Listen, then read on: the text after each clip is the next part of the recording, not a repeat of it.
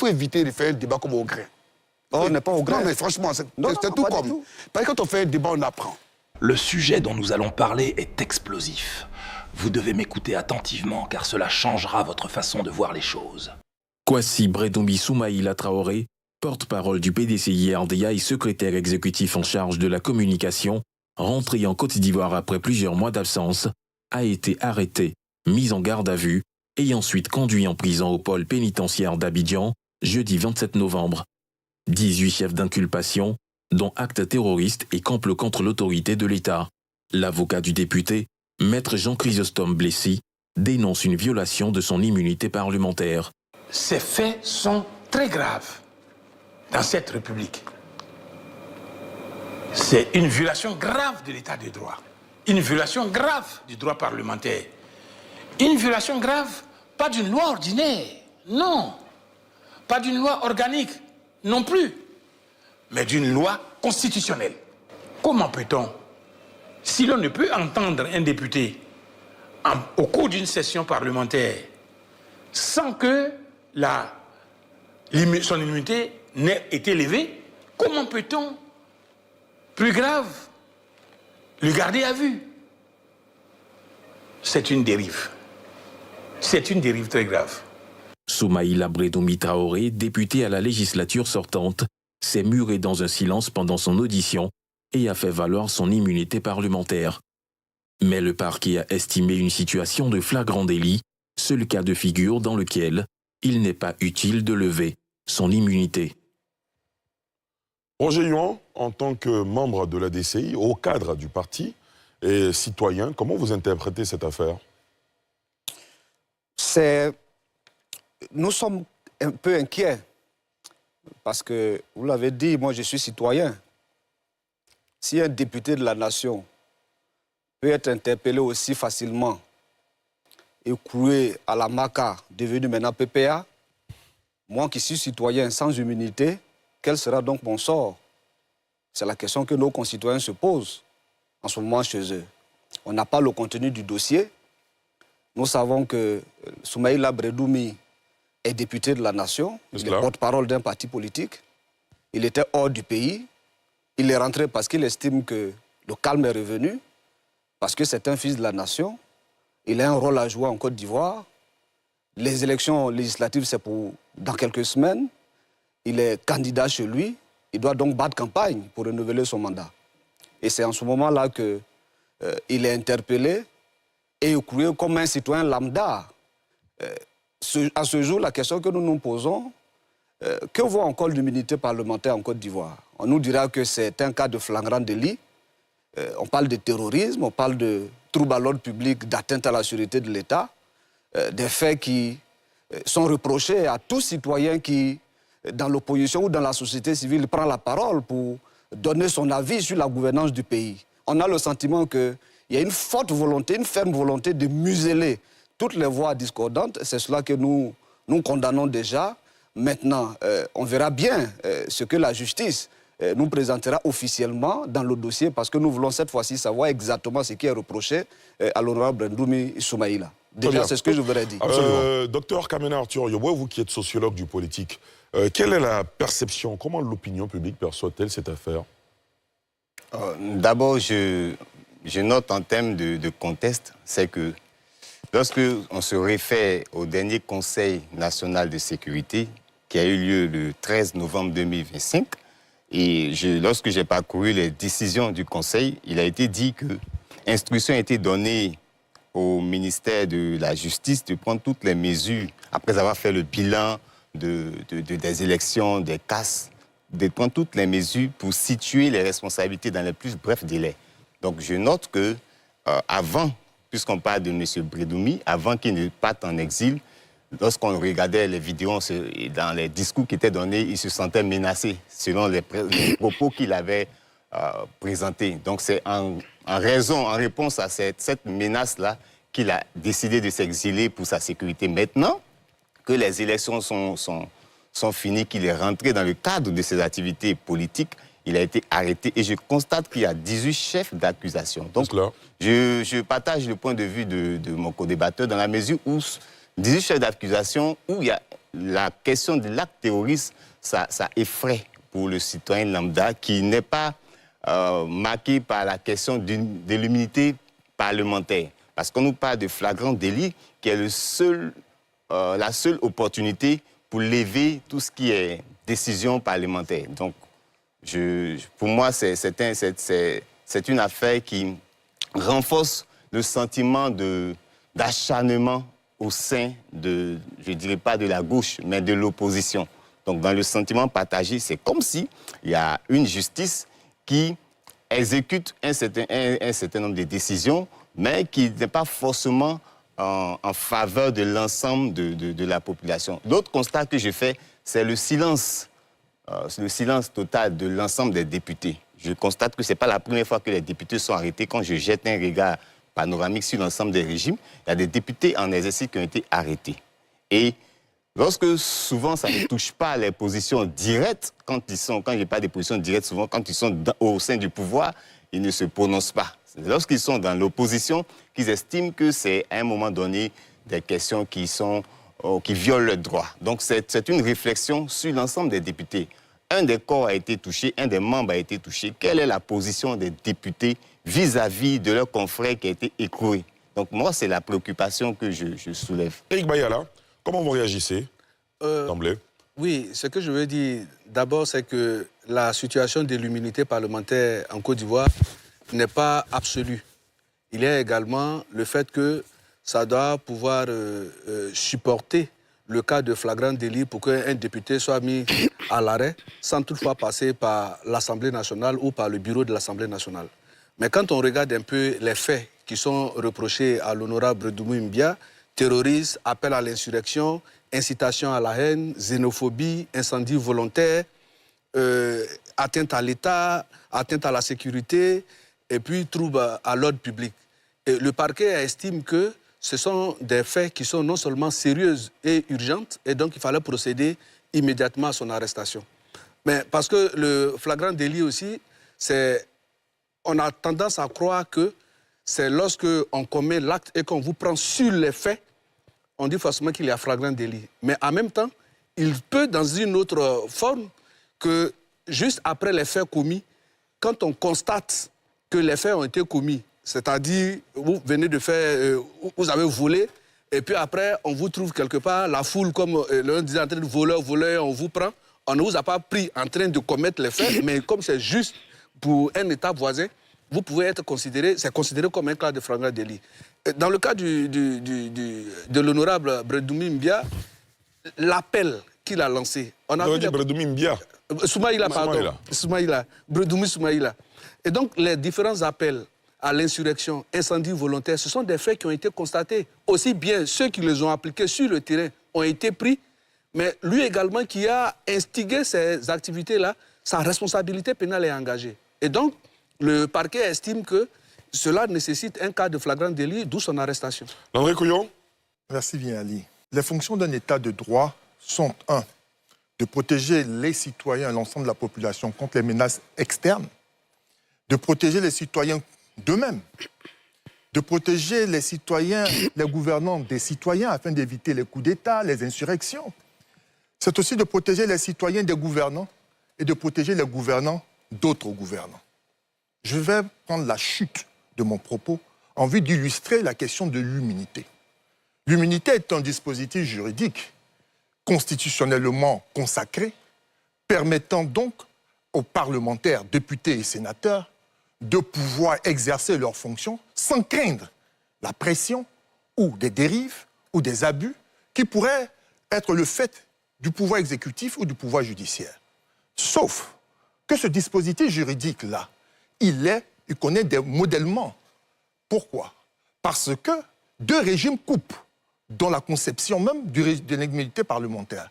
Il y a le régime de l'irresponsabilité qui concerne les opinions, les propos que tient le député en rapport avec sa fonction.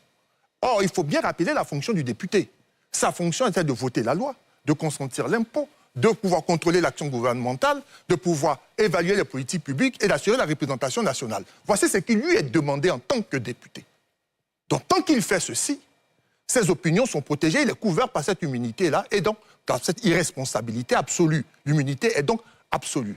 Et il y a le second mouvement qui est l'inviolabilité, que l'on pourrait qualifier d'une immunité extra-parlementaire, parce que le député, c'est un citoyen, c'est un être humain, il n'est pas député tout le temps. Lorsqu'il accomplit des actes qui sont qualifiés d'infraction, sans rapport avec les fonctions de député, celui-ci, en tant que justiciable, peut donc faire face au juge en vue de pouvoir soutenir sa responsabilité d'ordre pénal. Mais pour l'heure, il va falloir donc que deux éléments soient traités. Un, le principe, c'est que le parlementaire, qui est dans une pareille situation, devra pouvoir bénéficier d'une autorisation de l'Assemblée nationale ou de la chambre à laquelle il appartient, afin que celle-ci lève l'immunité. Ou alors, dans le cadre du flagrant délit, cette levée de l'immunité n'a plus question, n'a plus raison d'être. Le parquet ou le ministère public ivoirien estime, pour le dossier qu'il a et les éléments qui en ressortent, que les faits reprochés à l'honorable, au député Brendoumi, relèvent du flagrant délit. À cet égard, afin de pouvoir disposer d'un mandat de dépôt qui est décerné par le juge d'instruction, il a présenté sa thèse et ses hypothèses. Le juge, en la matière, est allé dans son sens. Aussi revient-il, sans extrapolation, à ses avocats de faire opposition et de démontrer, bien sûr dans le cadre de la procédure, que ce que retient le procureur et la qualification qu'il fait des faits n'est pas appropriée. Et même si l'on organise le procès du député, avant même que de traiter l'affaire dans le fond, elle sera d'abord examinée sur la forme et sur la régularité de la procédure. Ces avocats auront donc à soulever les exceptions afin de démontrer que le procureur a tort ou a raison. Donc, pour l'heure, il faut donc, dans un état de droit, se féliciter que les procédures, notamment la procédure pénale, qui garantit la protection des citoyens, soient observées et à ses avocats de pouvoir accompagner, assister le député afin qu'à l'occasion, ils puissent soulever les exceptions et faire montrer qu'ils sont dans leurs droits. D'accord. Aoumangaël Lakpa. Tout ça, c'est vraiment pas intéressant pour l'image de la Côte d'Ivoire. Ce n'est vraiment pas intéressant parce qu'on est dans un pays démocratique. C'est vrai, le procureur de la République, il est dans son rôle. Il est dans l'exercice de ses fonctions. D'un autre côté, l'avocat de Brendoumi, il est dans son rôle. Mais je note relativement au nombre de chefs d'accusation que finalement, on a presque l'habitude de voir ce nombre de chefs d'accusation. 18 chefs d'accusation, mais je dis que c'est un chapelet de chefs d'accusation. D'autant plus que cela ne dit pas forcément que l'honorable est coupable. C'est ce qui se passe là. Du moment où il n'y a pas encore eu de jugement et que tout ce qu'on a dit, il y a la présomption d'innocence, on est dans un état de droit où carrément l'honorable Brendoumi, il était dehors il était hors du pays depuis au moins 6 ou 7 mois. Il aurait pu y rester. Du moment où il est venu, moi je pense qu'on pourrait par exemple le mettre par exemple en résidence surveillée. C'est quelque chose qui peut se faire. Le prendre comme ça, le mettre en prison, je pense que ce n'est pas tellement intéressant. J'aurais voulu voir une motion de soutien du RHDP, j'aurais voulu voir une motion de soutien du PPACI, une motion de soutien du PDCI. On ne les a pas encore entendus, on n'a pas encore entendu le président de l'Assemblée nationale. Pour moi, je pense que ce n'est pas intéressant tout cela. Et je reviens pour dire qu'en Côte d'Ivoire, il faut quand même qu'au niveau de notre procédure judiciaire, on pense aussi à mettre les accusés souvent en résidence surveillée. Ils vont pas fuir, on a des moyens de sécurité. On peut aussi, comment on appelle, il y a une procédure, je le dis, sous le regard de maître où on arrache les différents documents et puis on laisse l'individu sous contrôle judiciaire. Vous voyez, tout ça, ça existe. Mais j'ai l'impression que dès qu'il y a quelque chose, c'est la prison d'abord. Ce qui fait que les opposants de leur côté, ils sentent qu'ils ne tardent pas à mener la question sur le terrain politique. On s'est dit que oui, on le fait parce qu'on veut écarter un candidat sur le terrain parce qu'il y a le contexte qui est là. On est dans la période des législatives. Est-ce que ce n'est pas une manière de pouvoir l'écarter, même si le fait qu'il soit détenu pour l'instant ne l'empêche pas d'être candidat, mais quand même, il ne sera pas sur le terrain pour mener la campagne. Donc, ce qui fait que du point de vue du PDCI et de son parti politique, ils y voient une manœuvre politique et ce n'est pas fait pour nous arranger parce que finalement, on ne fait que voir cela en Côte d'Ivoire et c'est dommage pour nous tous. Je voudrais d'abord m'abstenir de commenter le contenu d'un dossier que je n'ai pas. par principe. D'abord, je suis avocat, vous le savez. Et déontologiquement, je dois m'abstenir de faire un commentaire sur les prises de position de mon excellent confrère, M. Bessie Chrysostome, qui, faut-il le rappeler, est mon vice-président au niveau de la CAGI, la Commission des Affaires Générales Institutionnelles. J'ai aussi noté une contradiction dans l'intervention du second intervenant. Docteur Kamena? Les deux premiers. D'accord. Vous avez dit ne pas connaître le contenu d'un dossier, et j'ai apprécié. Et vous avez également déclaré que la situation fait peur. Mais qu'est-ce qui fait peur? Nous sommes dans un État démocratique. Et je pense que les acteurs sont connus.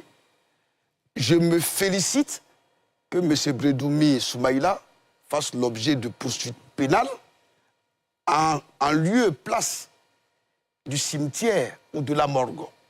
Parce que dans un État démocratique, lorsqu'on estime qu'une personne ou une personnalité, peu importe, un citoyen ou un habitant d'un pays a commis des faits, dans le regard du procureur, il met en œuvre l'action publique. Il y a une enquête qui a été menée, le concerné a été déféré donc devant le parquet du procureur, il a été mis à disposition du juge d'instruction qui a estimé qu'il fallait décerner mandat à la requête de monsieur le procureur. Pour moi, à ce niveau, nous sommes dans la normalité judiciaire. Maintenant, pour qu'on puisse apprécier si c'est légal ou c'est pas légal, c'est ça justement le rôle de l'avocat. Le rôle de l'avocat, c'est s'assurer que la procédure de poursuite contre son client est faite selon les règles de droit, conformément au code pénal et au code de procédure pénale. Donc, pour revenir à votre question, l'immunité n'est pas un cadeau qu'on fait aux parlementaires. Ce n'est pas non plus un blanc-seing. L'immunité est un obstacle à la poursuite. C'est une garantie constitutionnelle. Je pense qu'il a bien défini, mon cher ami Couillot. C'est consacré par les dispositions de l'article 91 et 92 de la Constitution. Mais l'immunité ne résiste pas au flagrant délit. La question qu'on se pose, dans quelles conditions les infractions qui sont spécifiées ont été mêlées, ou ces infractions qui sont reprochées à mon collègue Bredoumi, dans quelles conditions la poursuite est engagée, mais il faut avoir le dossier. Mais il faut savoir que nous avons trois pouvoirs et la démocratie est fondée sur la séparation des pouvoirs. Donc l'immunité vient, comme il a dit toujours Couillot, l'immunité est faite justement pour garantir cette séparation de pouvoirs et pour permettre aux parlementaires d'exercer pleinement sa mission de parlementaire. Au total, je compatis à la situation de M. Bredoumi, je garde confiance à la justice de Côte d'Ivoire et je pense que tout le monde, tous ceux qui sont des observateurs, doivent parler, commenter avec un peu de réserve lorsqu'on ne connaît pas le contenu d'un dossier, puisque vous ne savez même pas les conditions dans lesquelles ces infractions qui sont poursuivies, ces infractions, quelles sont ces infractions, vous l'avez dit, vous avez listé 18 chefs de poursuite, mais on ne sait pas dans quelles conditions, parce que le procureur n'a pas eu de flagrant délit. Si l'avocat de M. Bredoumi estime que les conditions du délit flagrant ne sont pas réunies, il lui appartient d'exercer les voies de droit pour dénoncer effectivement les conditions du placement sous mandat de dépôt. Et je pense que nous avons des institutions judiciaires. Le juge d'instruction, il y a une institution au-dessus du juge d'instruction, qui est la chambre d'instruction, qui garantit la liberté. Et je pense que mon excellent confrère et non moins collègue, maître Bessie Chrysostome, le sait peut-être même mieux que moi, mais peut-être mieux que vous. Il faut avoir confiance en la justice, il faut qu'on fasse confiance à la Côte d'Ivoire. Et ça aussi, être citoyen. Très bien. Roger Youan, est-ce que la classe politique, selon vous, doit repenser sa relation à l'immunité parlementaire? Vous qui aspirez, par exemple, à devenir député. Ali, avant d'y arriver, je ne sais pas, mais ça devient une habitude. Quand nous écoutons parfois nos concitoyens du RHDP et certains de leurs soutiens, il y a un vocabulaire qui revient. Nous sommes dans un état de droit, la personne X ou Y aurait pu se retrouver dans un cimetière ou à la morgue, je crois que c'est un vocabulaire mortuaire qu'il faut éviter. Ce pays a assez souffert. Et je crois que nous, les politiques, nous devons faire l'effort de construire l'apaisement en Côte d'Ivoire. Aujourd'hui, c'est Brendoumi Soumaïla qui est touché. Moi, j'ai coutume de dire, une injustice, quand elle est constatée, on la dénonce et on la combat. Parce qu'on peut se dire aujourd'hui, elle ne nous touche pas. Mais tôt ou tard, on finit inévitablement par être une grosse victime. Ça peut être directement, ça peut être indirectement. Dans ce pays, nous avons entendu des parlementaires, et non des moindres, dire des choses très graves. Ici, je prends un cas précis. Mariam Traoré, elle est députée de la nation. Elle est membre du RHDP. Elle a proféré des injures publiques. Même si la concernée n'a pas déposé plainte contre elle, le procureur de la République aurait pu l'interpeller pour flagrant délit d'injure publique. Ça n'a pas été le cas. Vous avez parlé de xénophobie. Brendoumi Soumaïla l'a poursuivi pour xénophobie. On va dire celui qui a tenu des propos aussi graves est ministre de la République. Peut-être on dira qu'il n'est pas député et que lui, c'est la Haute Cour de justice qui devrait le poursuivre. Mais elle a où la Haute Cour de justice alors qu'elle est constitutionnelle? Qui doit mettre en œuvre la Constitution? C'est le président de la République. Est-ce que lui, on aurait pu le poursuivre pour flagrant délit de non-respect, de non-application, de refus d'appliquer la Constitution de la République de Côte d'Ivoire? Je crois que nous, les politiques, nous avons assez fait souffrir le pays. Il faut mettre balle à terre. Et malheureusement, notre appareil judiciaire est au service du politique, qui l'instrumentalise comme il le souhaite. Le président Bédié était au pouvoir quand des députés RDR avaient été arrêtés. Ça a été dénoncé, Ali. Aujourd'hui, le RDR est devenu RHDP au pouvoir. Ils sont très heureux que des députés, un député de la nation, soit écroué. Le RHDP au pouvoir, des députés proches de Guillaume Soro avaient été arrêtés. Ils s'en sont félicités, c'était une très bonne chose. Mais demain, le RHDP peut ne pas être au pouvoir. Et un autre régime va s'installer. Et s'il arrivait un jour qu'un député RHDP était poursuivi, allez-vous condamner ou bien saluer le fait que ce député soit poursuivi? Ce n'est pas que Brendoumi Soumaïla qu'il faut voir aujourd'hui. Demain, nous tous, nous sommes appelés à être certainement des parlementaires. Nous sommes tous concernés. Alors, oui, moi je pense que les députés n'ont pas été assez fins sur cette question de l'immunité parlementaire. Parce que c'est la loi. C'est vous qui votez la loi. Si vous avez estimé, peut-être que certains ne l'ont pas lu comme ils en ont l'habitude, hein, on vote les textes maintenant au Parlement sans forcément les lire. Donc ils n'ont pas décelé les failles qu'il y a sur cette question précise de l'immunité parlementaire. Sinon, imaginez, les journalistes ont une loi qui les protège. Par le passé, la loi disait qu'on ne pouvait pas les poursuivre, ça se limitait à cela. Maintenant, bon, depuis quelque temps, on ne peut même pas les incarcérer parce que sous le prétexte que les emprisonner, ça ne veut pas dire les garder à vue. Donc la loi a permis que, cette fois-ci, on n'autorise même pas qu'ils soient gardés à vue. Je pense que de la même façon que des textes ont été pris pour protéger le journaliste, parce qu'il fait un excellent boulot, parce que dans une démocratie, dans un état de droit, la fonction du journaliste, le travail du journaliste est un travail important. De même, nous pensons que le travail du député est un travail extrêmement important. Il représente quand même le peuple. Ce n'est pas n'importe qui. Le peuple est le patron. Et donc, quelqu'un qui parle et qui représente le patron, on ne peut pas le traiter de tout et de n'importe quoi. Donc, nous pensons que des efforts doivent être faits. Pour le moment, sur le cas du député Brendoumi Soumaïla, on ne va pas en dire un peu plus parce qu'on n'a pas le contenu du dossier. Ce que nous savons, c'est qu'il y a des faits graves qui lui sont reprochés, qui sont reprochés à tous citoyens ivoiriens aujourd'hui en Côte d'Ivoire, qui donnent de la voix, qui critiquent la gouvernance du RHDP, qui donnent de la voix contre les injustices que nous connaissons. Donc nous tous, et je l'ai dit d'entrée de jeu, j'ai dit nous sommes inquiets. Parce que ce qui est arrivé à Brendoumi Soumaïla, d'une seconde à une autre, ça peut arriver à Roger Jouan, même à Landry Couillot. D'accord. Les Ivoiriens nous écoutent. Il faut toujours éviter, au cours des débats du populisme. Vous savez, j'ai beaucoup d'égards pour votre parti politique, qui a pour président un jeune frère pour qui, effectivement, j'ai des gars d'un collègue, des gars normaux d'un collègue. Vous savez, je ne veux pas penser que ce parti est coutumier de la manipulation, je ne veux pas le penser. Mais vous dites une chose et son contraire. Vous dites la justice est manipulée, ce qui est grave. Vous dites c'est parce qu'il est pas RHDP qu'il est poursuivi et arrêté. Vous l'avez dit. Et vous faites une sorte de comparaison, de confusion entre la loi sur la presse et le statut du député. C'est une confusion grotesque. Et j'ai apprécié, l'immunité, effectivement, n'est pas de l'impunité. Et vous chutez par dire que vous ne savez pas ce qui se passe dans le dossier. Mais quel est votre postulat?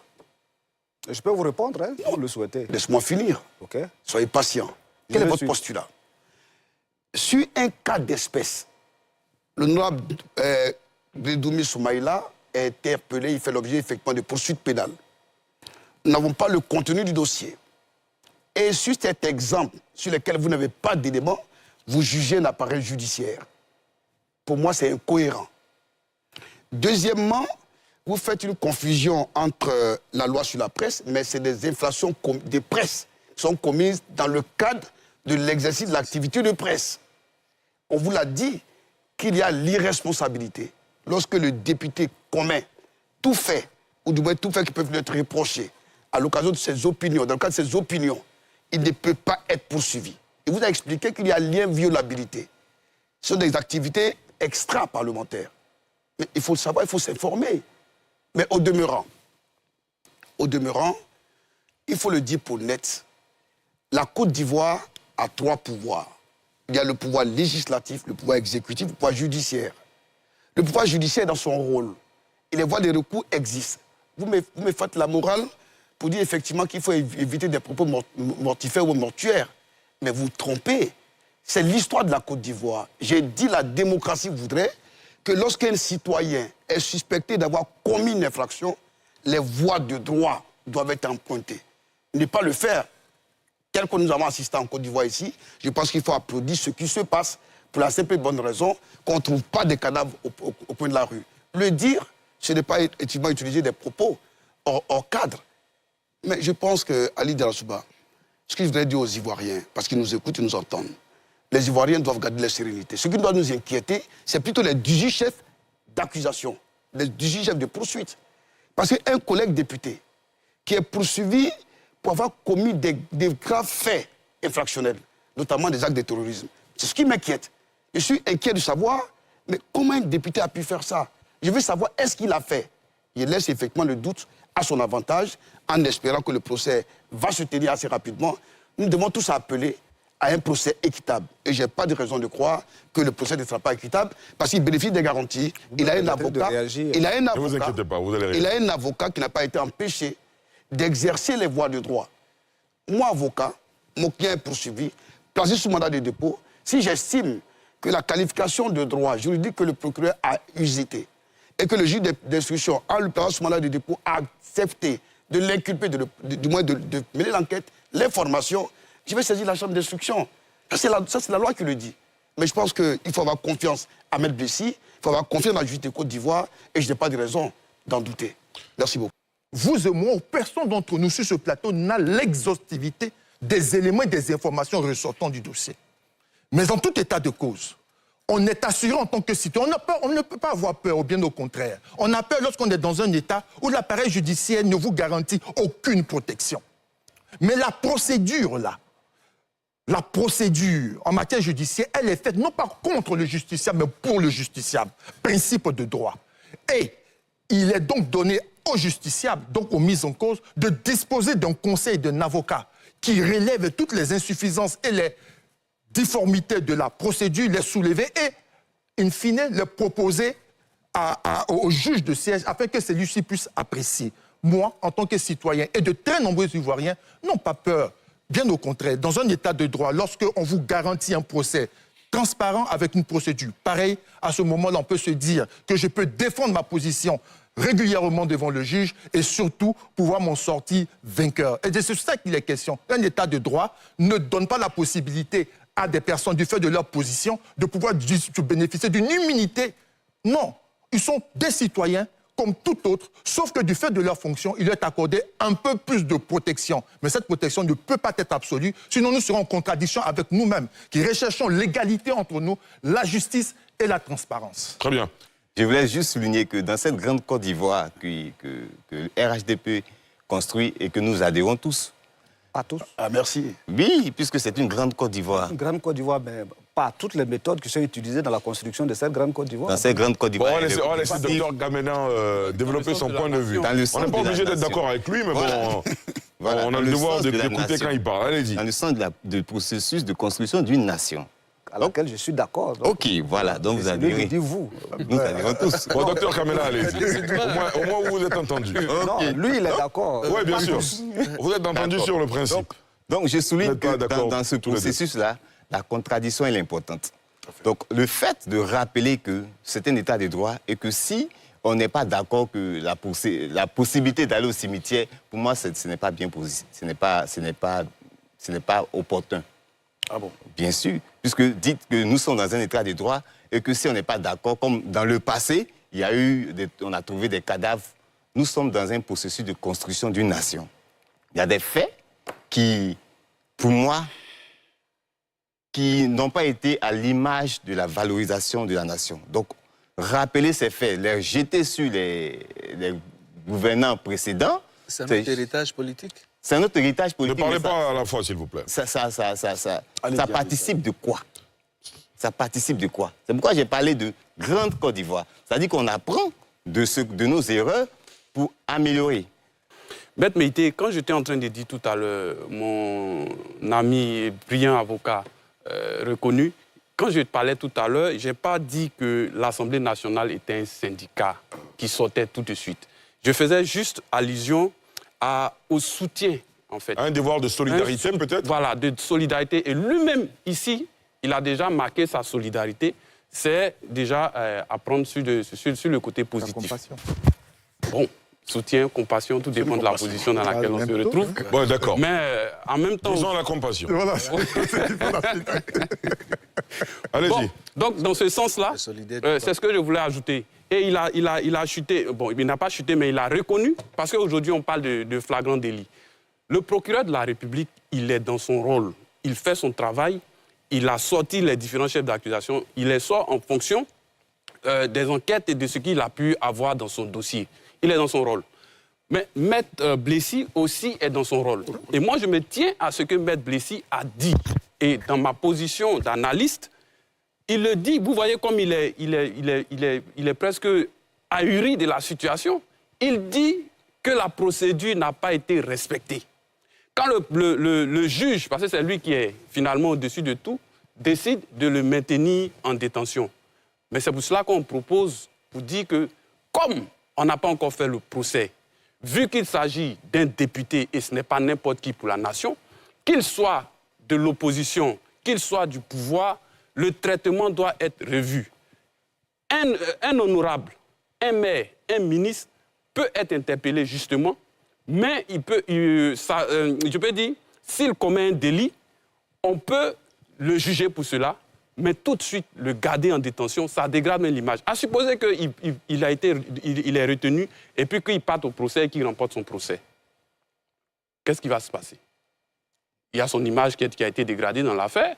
Il y a tout ce qu'il a pu vivre dans la prison, les faits qui suivent et tout ça. Bon, il y a trop de choses. Il peut engager une procédure pour réclamer réparation, non? Voilà, ben, d'autant plus... la preuve que la procédure a été faite de manière abusive. C'est cela, absolument. Donc je veux dire que le cadre existe. D'autant plus que, ils ont dit, les textes prévoient qu'on les mette sous surveillance et tout ça, ou bien sous résidence surveillée. Je pense que, pour le moment, on n'est pas bien habitué à cela, mais on va y arriver. À ce niveau-là, le comportement de l'élu doit être un comportement modèle. Et donc, il n'y a pas lieu de s'offusquer. Quand quelqu'un a des actes attentatoires à la sûreté de l'État, est mis en état de, qu'on appelle ça, en détention, On vient dire qu'il est député, on devrait lui donner une position un peu plus gracieuse en le mettant en résidence surveillée ou bien en mettant sa situation, comme on dit, en citation directe pour lui permettre d'aller chez lui et devenir... Non, non. Mais justement, c'est parce que vous êtes député. Vous légiférez.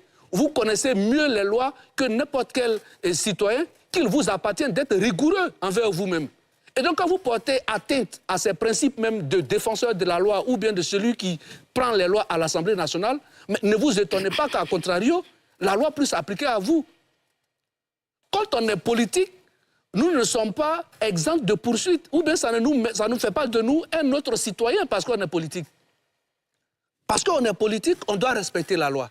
Parce que le politique lui-même, la manifestation de ses activités politiques se font dans un cadre bien défini par la loi. Très bien. Et donc ça, là, il faut que ça soit compris, que ça soit clair. Être politique ou bien être député, ce n'est pas synonyme d'impunité. Éric Bayala. Mon prédécesseur, Éric Bayala, donc, vous nous fixez en parlant des députés, on n'est pas encore député. Non, je ne peux pas... Peut-être à partir du 27, Dieu me fera la grâce d'être élu. Bon, ce qu'il plaise au Seigneur. Alors, nous ne sommes pas des populistes. Ah, très bien. Parce qu'on attend aussi ce vocabulaire.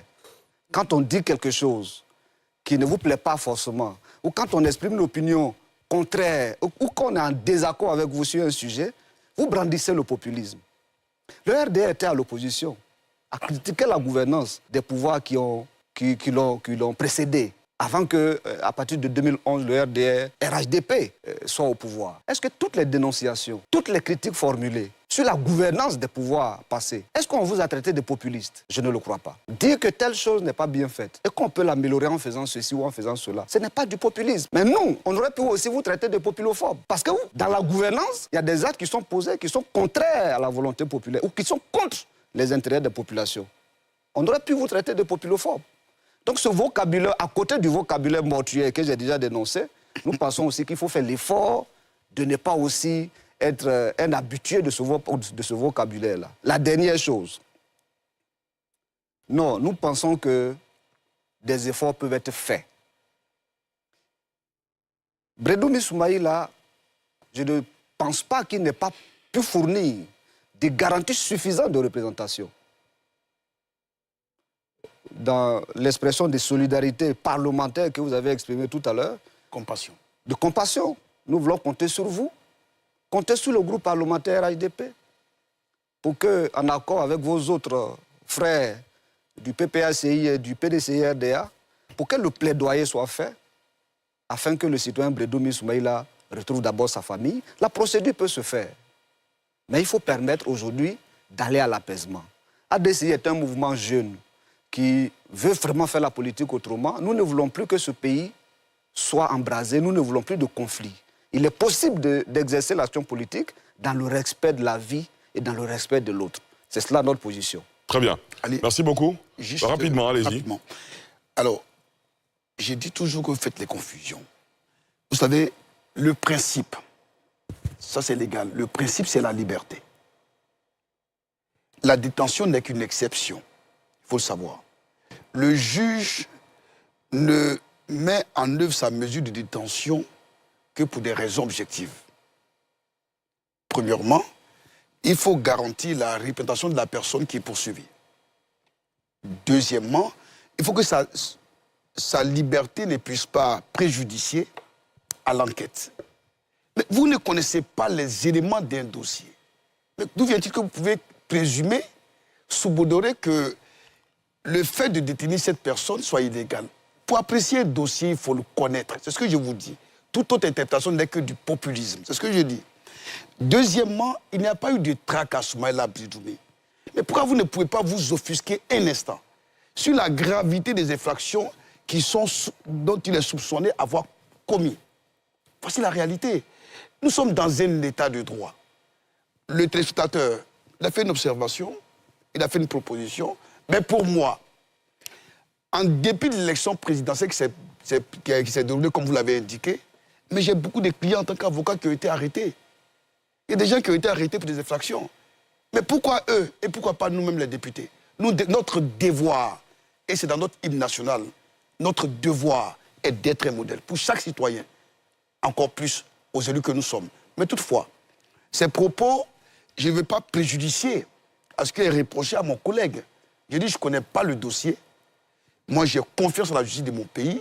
Je ne peux pas estimer que c'est de l'abus et que le procès qui va se passer, le procès va se dérouler, les voies de droit existent et il y a un avocat, ses droits sont garantis. Il faut se limiter à cela. Très bien. Non, Monsieur, on va marquer... allez, Oui. en 30 secondes, non. Nous voulons tous un pays modèle. C'est pour cela, tout à l'heure, j'ai dit, de même qu'on poursuit aujourd'hui Bredoumi Soumaïla pour prendre Franklin Deli, on brandit pour l'arrêter, mais votre collègue, Mariam Traoré, a proféré des injures publiques. Oui.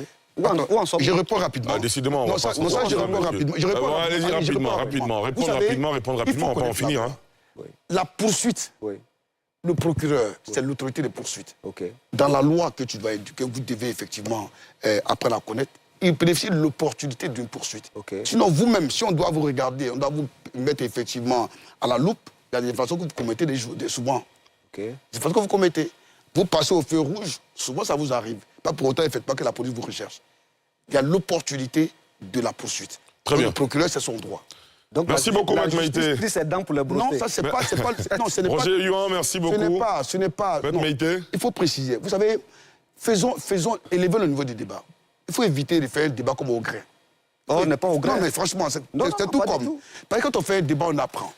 Je vous informe que la J'ai pris un fait. Non, je venais... Mais ce fait, le procureur a une opportunité de poursuite. Donc, il trie ses dents pour les brosser. Mais appelez-la comme vous voulez. Voilà. Voilà pourquoi vous êtes au grain. Non, on n'est Bon, s'il vous plaît, monsieur, alors on va pas rentrer dans ça. On a d'autres sujets à évoquer et décrypter ce soir dans cette émission. Je vous propose de marquer une courte pause, boire une gorgée d'eau au besoin, et reprendre pour évoquer la suite de l'actualité prévue au menu de cette émission.